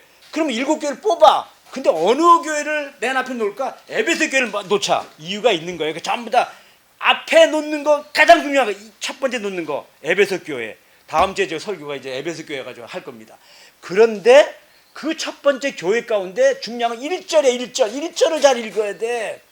2장 1절 요한복음. 사흘째 되던 날. 이걸 갖다가 모르니까 그냥 지나가는 거야. 이게 중요한 거야. 이게 부활을 얘기하자는 거야. 기독교회는 어떤 공동체냐? 성령 공동체로 시작됐지만은 이게 부활의 기쁨을 노래하는 교회가 바로 부활 공동체가 바로 기독교회야. 그래서 이제 교회론을 가지고 이제 성령 공동체 OM 소문자 M, E 대문자 M, OM EM이라는 가지고 어제 제가 설교를 했어요. 가나 혼인잔치 가지고 3일째 되던 날 뭐냐? 지금 부활이라고 하는 그 기쁨, 감격, 그것이 바로 기독교고, 그걸 갖다가 우리 일상에다가 적용한 게 뭐냐면 이 세상에서 인류 대사로서 인간에게서 가장 기쁜 날은 혼례하는 날이야. 그래서 그걸 갖다가 천국 잔치를, 부활한 그 기쁨을, 하나님의 잔치를 혼인 잔치에다가 비유한 거야. 그게 바로 요한복음 2장에 지금 가나 혼인 잔치야. 그러니까 제 3일째 되는 날 그걸 알아야 이게 지금 무엇을 말하는 거지 전체를 알 수 있다라는 거예요. 첫 절에 이거를. 그래서 우리가 이제 이 모든 거를 부분 아니까 이건 안 돼, 이걸 몰라. 그러니까 계속 그 자체를 어떤 의미인지를 잘 알 수가 없다는 거예요. 이게 좀 통전적으로 제가 이제 오늘 한쪽에 성서신화 이렇게 하고요. 지금 이제 이거 끝나고 나서 점심 먹고 나서는 우리가 이제 또 한국 역사에 대해서 이제 우리가 역사에 대해서 한번 쭉 이제 정리를 한번 해보려고 그래요. 그래서 이게 한 사람이 능력이 한계가 있어도 그럴 뿐이지 우리의 생각 자체는 인터디시플리너리 학문과 전부 다 연결돼 있어요. 그러니까 내 혼자 못하니까 당신은 이거 잘하면 그것도 가지고 와, 이거 가지고 와. 그래가지고 당신 잘한 거 다 해가지고 모여가지고 전부 다 자기가 잘하는 거 다 갖다 놔. 그럼 이 안에서 창조적인 게 나와요. 그래서 나라로 얘기하면 예를 들어 중국이 최고의 문명을 이룬 게 당나라야. 당나라가 왜 최고의 문명을 이뤘느냐? 다른 게 아니에요. 한족이라는 그거에 머무르지 않고 이방의 흉노, 돌골 무슨 다 해가지고 당나라가 선비족이에요. 그러니까 이게 좀 당나라가 그거 갖다가 점령하면서 이방 민족까지 전부 다 들어오니까 여기서 창조가 일어나는 거예요. 혼혈이 될 때 창조육에 나오는데 그걸 우리나라 역사에 대입하면 우리나라는 단일 민족이 아니라 온통 이 대륙에 있는 모든 민족이 전부 다 우리 민족 속에 전부 다 들어 있어. 숙심, 말갈, 몽골, 그다음에 흉노, 스키타이 얘기 다 해봐. 우리 민족 속에는요.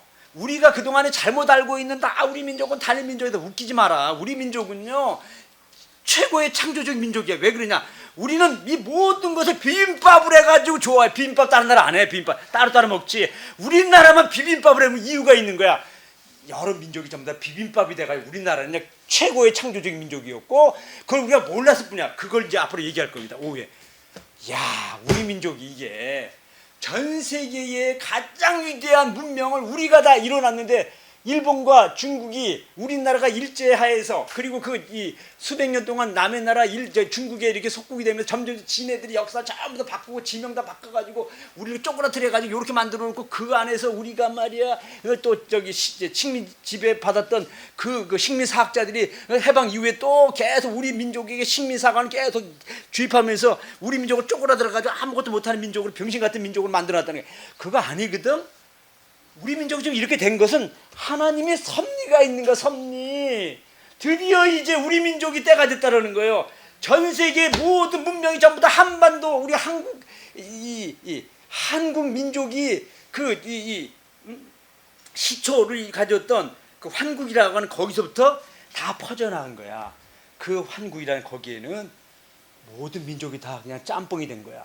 그 짬뽕이 되는데 거기서 위대한 문화가 창조되었고 그 창조를 우리는 몰라고 있다가 이제 해방되고 이렇게 70년 되고 80년 이제 드디어 때가 되고 우리가 이제 국력이 이렇게 신장되면서 이 자료가 만들어지고 사람들이 연구하기 시작하면서 보니까 야, 우리가 이런 민족인데 우리가 다 잊고 있었구나. 그리고 우리가 속았구나.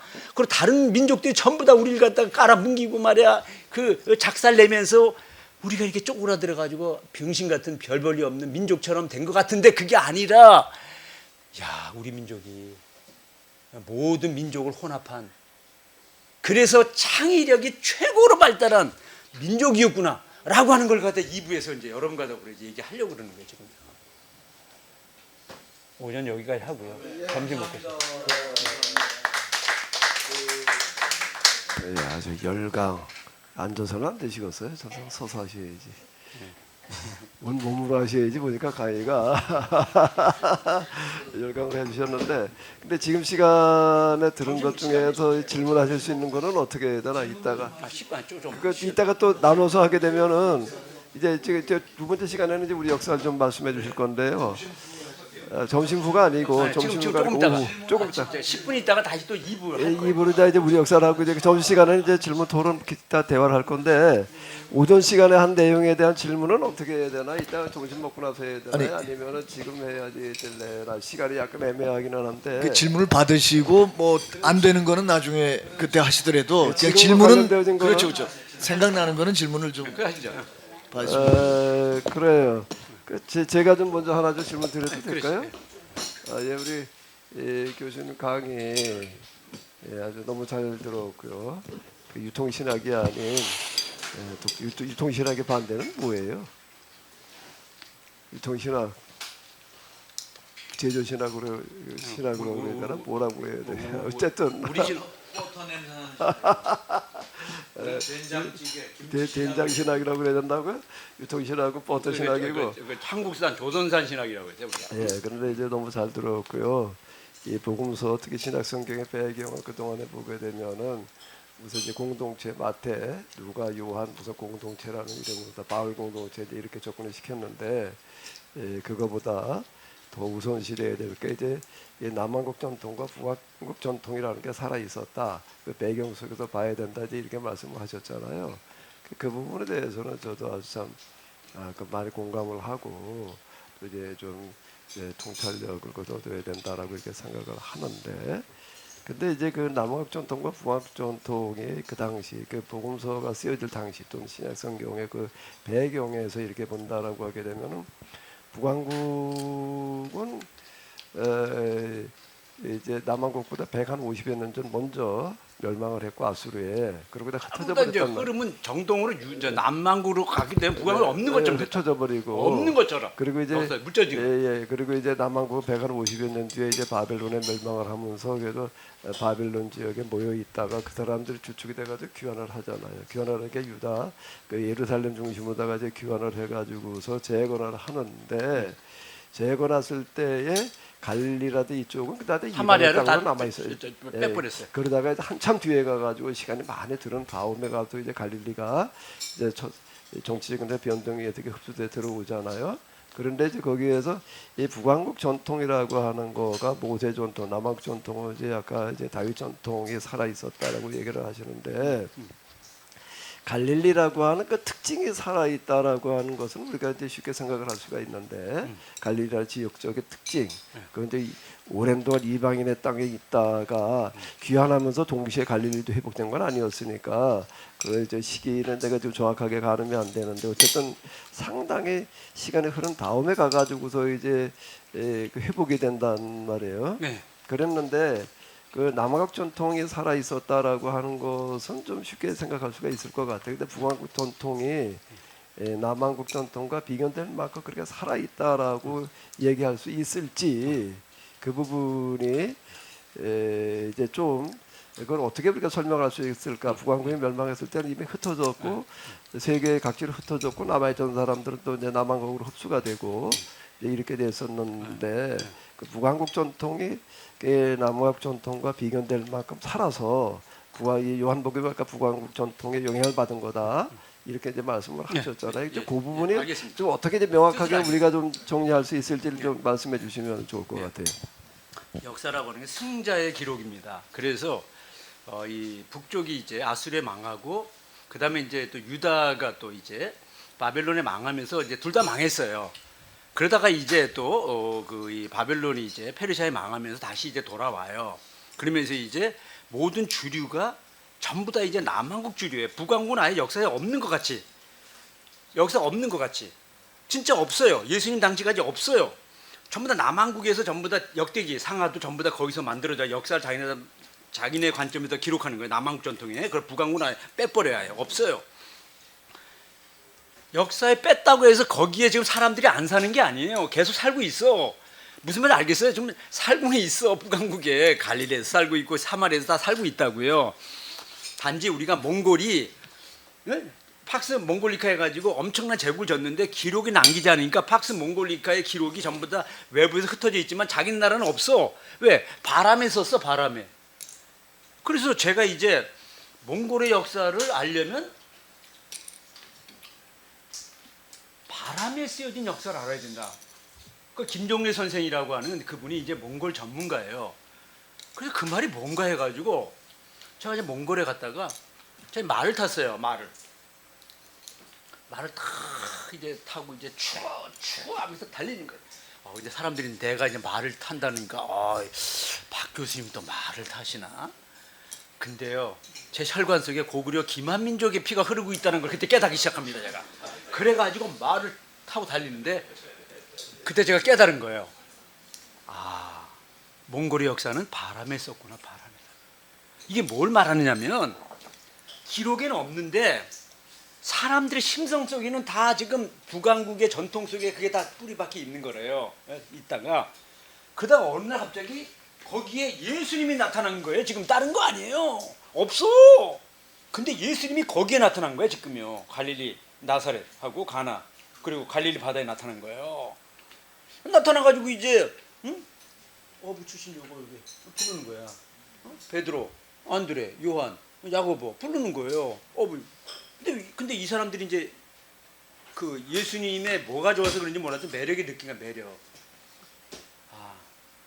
우리가 갈릴리에서 그 동안에 저 유대인들에 의해서 남쪽에 우리가 얼마나 우리가 정말 소외당하고 박탈 당했나라고 하는 생각을 하면서 이 세상 한번 뒤집어지면 좋겠다는 거야.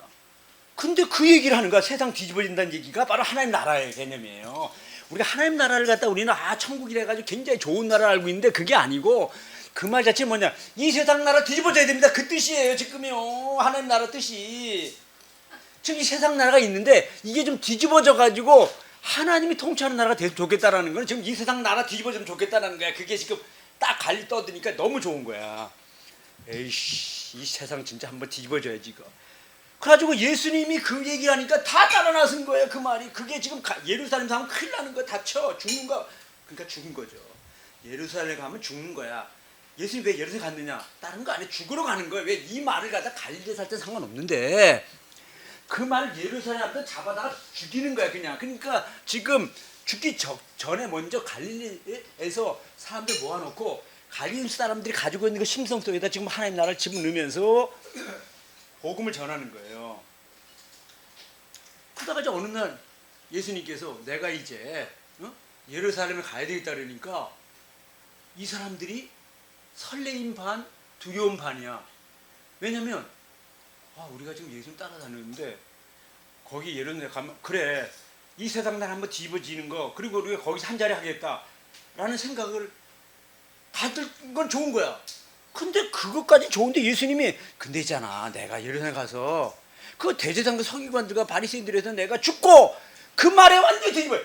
당신이 죽어 우리는 당신을 쫓아가가지고 우리가 한 자리 하고 싶은 거야.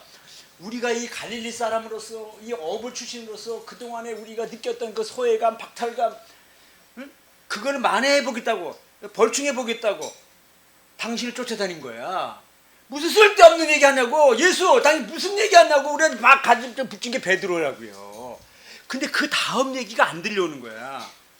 근데 있잖아 내가 사흘 만에 죽고 사흘 만에 다시 살아나리라 이 말은 안 들려오는 거야. 왜? 죽는다는 그 말 앞에서 그냥 전부 다 뒤집어지는 거예요. 내가 부활하거든 사흘 만에. 왜?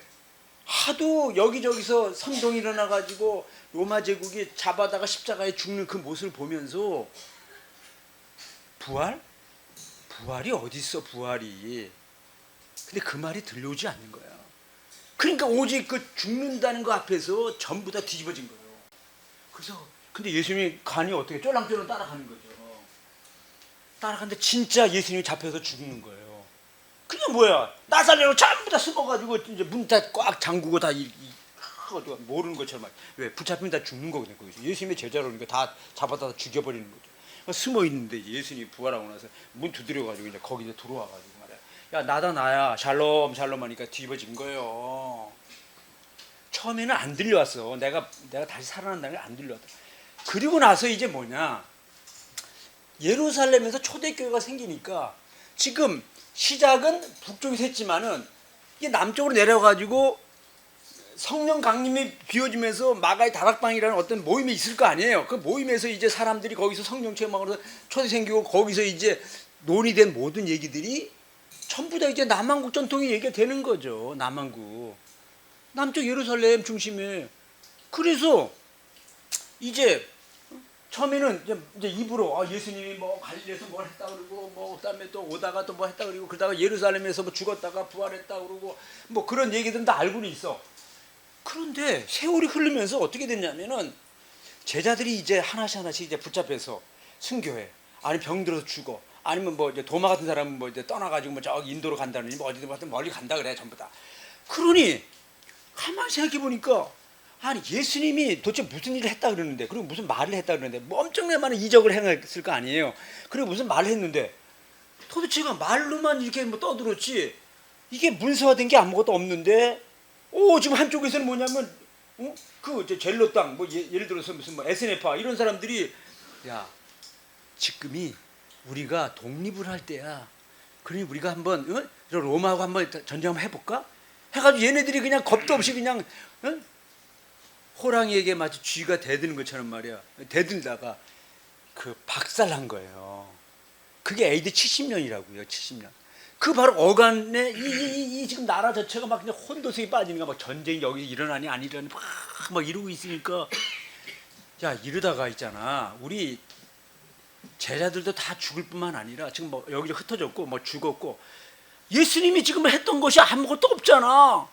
그래서 누가 펜을 듣냐면 마가라는 들었는데 우리가 지금 마가를 어떻게 알아요? 마가의 다락방 뭐 등등등. 근데요 우리가 잘 알아야 되는 게 있어. 어떤 요한이라는 얘기를 하잖아요. 여자는 무조건 마리아야. 뭐 야곱의 뭐 어머니 마리아, 막달라 마리아, 예수님의 모치 마리아, 다 여자는 다 이름이 다 마리아. 여자는 다 없어. 다 마리아예요. 예를 들어서 남자는 뭐야? 남자 그냥 요한 아니면 로마자로 마르쿠스, 마가라 붙이는 거야. 지금 그걸 알아요. 마가복음에서 마가는 그 이름을 붙인 거라고. 근데 우리는 무조건 마가는 마가의 다락방, 그다음 뭐 바울을 따라다녔던 뭐 근데 뭐 베드로하고 뭐 좀 뭐 사귀는. 근데요 마가복음을 연구해 보세요. 마가복음은 뭐냐면은 이 사람이 이제 누군지를 몰라. 근데 자기 이름을 마가라고 했어. 중요한 건 뭐냐면 이 사람은 지금 예수님을 따라와 본 사람이에요. 옆에서 계속 12제자가 아니고 예수님을 곁에서 따라오면서 예수님의 모든 걸 다 본 사람이야. 이 사람이 뭐냐면 야 지금 세월이 흘렀는데 누군가가 이걸 써야 되는데 지금 아무것도 없어. 그러니까 나라도 펜을 들자. 내가 말이야 그래도 옆에서 베드로도 봤고 요한도 막 다 예수님 따라다니면서 봤고 갈릴리도 쭉 따라 내려오면서 다 봤어. 그리고 예수님이 행한 그 행적을 봤어. 그래서 이 사람이 뭐냐면 급하게 이제 막 쓰는 거야. 그래서 어떤 친구가 나한테 옆에 있는 친구가 그랬어. 안병무 선생이 마가복음을 갖다가 자기의 모든 텍스트에 가장 중요한 걸 가지고 했지만 마가복음을 한마디로 말 서투른 복음서다. 마가복음이 가치가 없다라는 게 아니에요. 최초의 복음서는 서투르기 때문에 가치가 있는 거야. 마치 우리가 첫 연애를 할 때는요 서툴러 연애가. 그래서 우리가 첫사랑은 다 깨지는 거야. 서투른 거야. 서툴러서 중요한 거예요. 서투른 복음서예요. 마가복음은요 급하게 쓴 거야. 그래서 곧 계속 예수님이 행한 것만 써놨지 묵상을 해가지고 지금 예수님이 말하려고 하는 게 뭐지? 이런 걸 좀 생각할 여유가 없는가? 그걸 생각할 여유가 있는 사람이 조금 마태는 정리를 좀 하고 누가는 조금 더 이걸 갖다가 자기가 가지고 있는 이 예수님을 갖다가 어떤 식으로 그려야만이 예수님이 좀 더 의미 있는 메시아로 그릴 수 있을까 조금 더 생각했고 요한복음은 그게 아니야. 예수님이 행한 거 그거 7개만 뽑자 그냥 표적. 그리고 중요한 거는 그 사건이 아니야. 이 사건을 갖다가 좀 해석을 하는 게 중요한 거야. 그래서 강화라고 해가지고요 요한복음을 보게 되면요 어떤 사건이 있으면 길게 그거에 대해 설명을 해. 요한복음 5장부터 그리고 7장도 그렇고 8장도 그렇고 그 뭐 어떤 나 소생 사건도 뭐 하고 나면 뭐 그거에 대해 설명을 계속 오랫동안 하는 이유가 뭐냐면 묵상을 하는 거야. 예수님이 행한 그 일은 어떤 의미가 있을까? 해가지고 묵상을 한 거야. 그러니까 이게 깊이가 있는 거예요. 마가는 그게 아니에요. 급하게 쓴 거야. 근데 누가 그걸 쓸 수 있느냐? 예수님을 따라다니지 않았으면 못 써요. 예수님을 갈릴리에서부터 따라다녔기 때문에 다른 사람들이 말하고 자기가 보고했던 이 흩어진 이런 그 이야기들을 모아가지고 얘기하는데 뭐냐? 중요한 거는 내가 갈릴리에서부터 예수를 따라다녔다. 그 갈릴리에서 예수가 하나님 나라를 선포했다. 갈릴리. 그리고 마지막에는 우리가 갈릴리 다시 만나자. 그러면서 뭐냐면 근데 있잖아. 예수님의 행위 가운데 가장 예수님이 왜 예루살렘 가려고 한 줄 알아? 그거는 다른 게 아니야. 성전. 그 성전을 향해서 폭탄을 던지기 위해서 가려고 한 거야. 다른 거 아니야. 성전. 이걸 아셔야 돼요. 여러분, 솔로몬 성전 이후에 유대인들이 가지고 있는 이 세계관 가운데 4개의 성자가 들어가요. 성전, 성경, 성민, 성지. 이게 4대 유대인들이 가지고 있는 세계관의 핵심이에요. 그 중에 첫 번째가 성전이에요. 성전. 예수님 바로 다른 거 아닙니다. 성전을 향해서 지금 가는 거예요. 저 성전 어세야 돼요.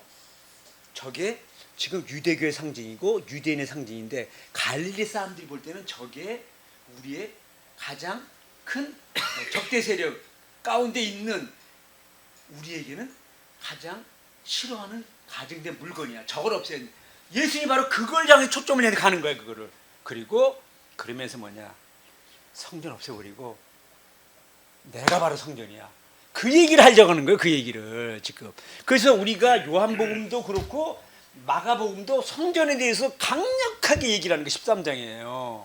그 이유를 알아야 돼. 그래서 이 북왕전통사는 가지고 있는 생각은 뭐냐면 성전에 대해서 어떻게 생각하나. 이거는 다시 바다에서 어떻게 생각하냐라고 하는 남한국 사람도 마찬가지예요. 남한국은 도시이기 때문에 바다가 없어요. 그 바다는 유대 사람들이 가지고 있는 기본적인 생각. 구약부터 내려오는 바다는 뭐냐, 물은 뭐냐, 강은 뭐냐. 그건 혼돈의 세력이고 죽음의 세력이에요. 이걸 알아야 이제 요한계시록은 그래서 바다에 음료가 앉아 있고 용이 올라오고 새하늘과 새 땅은 바다는 없어져야 되는 거야. 이게 남한국의 이게요. 북한국은 바다는 예수님이 기적을 행한 곳이고 거기 익투스가 있는 곳이야. 익투스가 숨어 있는 곳이야. 그래서 요한복음 전부 다 모두 익투스에다 넣어놔요. 요한복음 연구에 여기 보면은 여기 뒤에 보면요. 이 지금 제가요 요한복음 자체가 익투스로 돼 있고요. 지금 이 요한 그 폴리테이즘, 모노테이즘, 트리니티, 야유즘 이전, 야유즘 이후 이 전부 다 이게 이렇게 익투스의 그림으로 익투스가 얼마나 중요한가. 그 사람들은 자기네가 익투스가 바로 생명의 바다예요. 갈릴리 바다는요. 그래서 바다를 가지고 있는 바다의 생각은 예수님을 만난 자리고 그것은 바로 우리가 생활할 수 있는 물고기가 있는 곳이고 그 물고기는 바로 예수가 그리스도요 하나님의 아들이시요 우리에게 생명을 주는 구주가 된다. 요한복음 20장 31절 요한복음의 기록 목적 20장 31절이 익투스예요. 우리가 그런 걸 알아요. 그래서 이 익투스가 머리에 들어와야 요한복음이 보이는 거야. 이제 이게 북왕국 전통이기 때문에 바다는 굉장히 그런데 거기는 별을 싫어해. 다시 말하면 남쪽은 태극기, 북쪽은 인공기야. 거기서 인공기를 흔드는 북쪽에서 태극기 흔들면 죽는 거야. 여기서 지금 남쪽 태극기에서 저기 인공 흔들면 지금 완전 빨갱이라고 우리 작살나는 거예요.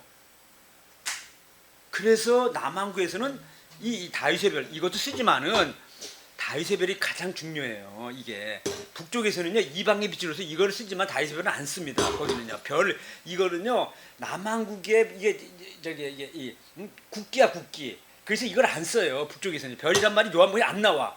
근데 요한계시록에 별이 14번 나와요. 숫자 상징 코드. 다윗, 다위드. 이게 정확하게 14잖아요. 달레, 바브 6, 달레 4, 4, 6, 4, 14. 요한계시록 14. 다윗이 별이 14번 나와요. 이런 걸 갖다가 알아야 돼. 그리고 이게 사전에 제가 어떻게 다 새겼어요.